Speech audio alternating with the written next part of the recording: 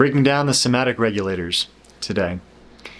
We already did the deteriorations and introduced the three regulators of structure, attention, and breath. So I want to go a little bit deeper into each one of these. These are the command centers of somatic control. They're incredibly important, and gaining awareness of them first and mastery of them second is how you gain control and mastery over your psycho-emotional state in real time. They're incredibly important, very cool, and they'll give you extraordinary insight about yourself, how you perform, how you show up under pressure, and what you can do to find alternatives to how you've shown up and show up as your best self. It's pretty cool stuff. That can take many forms. A lot of the videos that me or my colleague Lindsay will present to you, we recommend a quiz that's in the description that will tell you your nervous system orientation. That is generally in one of four polarities, but it could be a combination, which is warrior, sage, asset, and shapeshifter. These are four orientations that determine how you show up under pressure.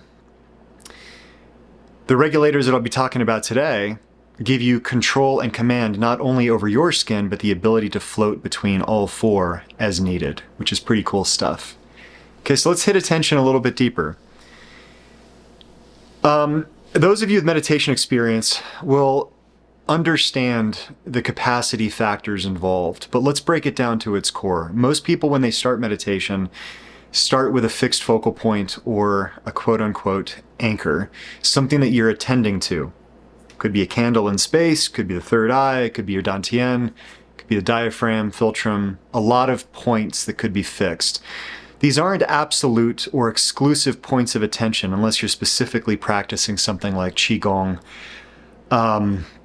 Normally, they act as a focal point that allows for the enveloping of attention or more data inputs, sensory inputs at one time.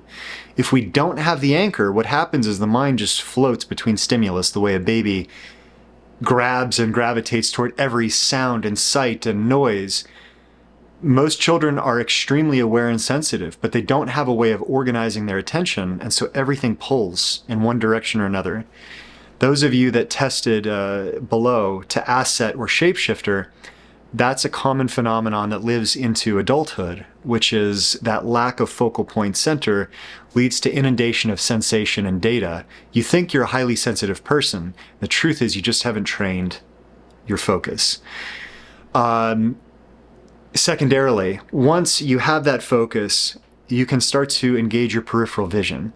This is something that martial artists and dancers, figure skaters, a lot of different athletes use as a central point of control. If you don't have an ability to spot your target, let's say when spinning or jumping or something like that, you have no ability to find balance, center, you can't feel where you are in space, your proprioception, and you don't know how to move properly. But the other thing it does is for example, the focused warrior or something like this, without that focal point, you're not able to open your peripheral vision and your other senses into the momentary flux of time.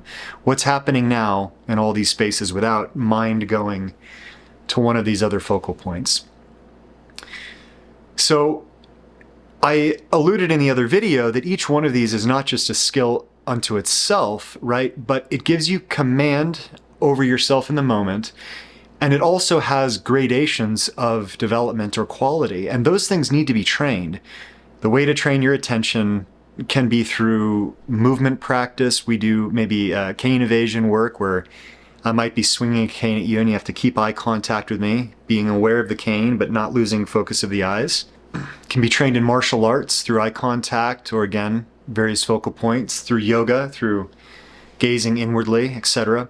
There's a lot of ways to train these skills, but a couple things are required. One is the ability to float between focus and awareness. Our minds are constantly doing this and also fluctuating between the brainwave states that dictate or dominate these two fields, right? One is alpha and then the other one is theta. And these can be flickers. We often think that a certain state is fixed, but these things can flicker back and forth. And the training basically involves the ability to sustain that mode of awareness, either in higher levels of quality and intensity, or in duration if you're holding the field. That can be trained in a lot of ways, but the most common ways are through concentration practice and awareness practice, and there are many modes of this. So once we get beyond the capacity problem, let's say that you have enough capacity then to activate or manage these skills, then the next point of transference is in real time. I'm in the moment. It was just last week I was coaching a client who felt quite defeated, and sure enough, she displayed all three deteriorations at once. Eyes were sullen and sunken, shoulders slouched, breath was high and heavy in the chest. Not even aware of it, and even after I called it out, it regressed not long after, but these same symptoms occur in anybody that is experiencing fear, anxiety, overwhelm, so on and so forth. And while this may sound like voodoo or witchcraft, for those people that actually have experience in the mind-body domain, you know that the way to calm the mind is to fix the gaze. So if you can go from here down to here, just fix your attention and your eyes on something, and then start to drop the breath and stand taller. You'll start to realize very quickly that the mind stabilizes. It's not drawn around. The inverse of that is you'll realize very quickly once you notice that you're not noticing, right? Your mind is just hyper-fixating and ruminating on whatever is the problem. You'll notice that your eyes are nowhere specific. So an innocuous version of this might be you're at a party, you're talking to somebody, and you might be looking down into an angle so that you can listen more clearly.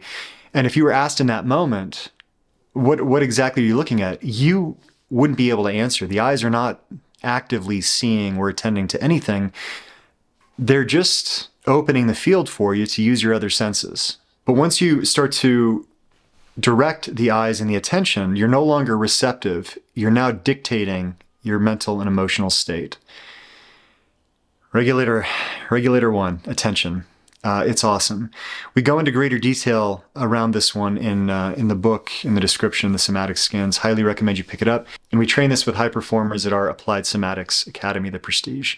Links in the description. See you in the next one.